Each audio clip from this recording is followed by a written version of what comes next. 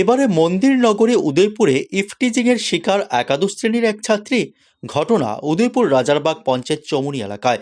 এবার ইফটিজিংয়ের শিকার মন্দির নগরী উদয়পুরে দ্বারস্থ হলেন রাধা কিশোরপুর মহিলা থানায়।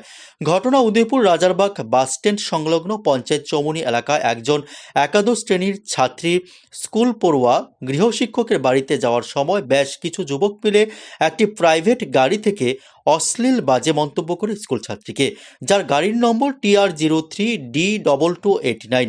এরই সঙ্গে স্কুল পড়ুয়া ছাত্রীর মা থাকলেও প্রতিবাদ করতে সাহস করেননি, কারণ পাশেই ছিল একটি মদের কাউন্টার।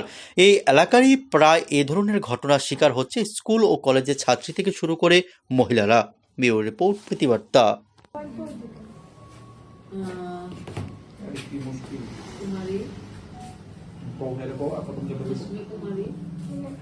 এই গাড়িটার মধ্যে তিনজন ছিল, যারা মানে একদম অতিরিক্ত বাজে ভাবে আমাদের করছে। কথাগুলো খুবই খারাপ ছিল, মানে মুখেও প্রকাশ করতে পারতাম না এমন হয়ে তারা। তো আমি চাই যাতে আপনারা কোনো একটা লিগাল অ্যাকশন নেন। কয়টার সময়? তখন 6:30 বাজবো। গাড়িটা কি দাঁড়িয়ে আছে? হ্যাঁ, গাড়িটা দাঁড়িয়ে দেবো। দাদা ভিতরে কি করতেছ?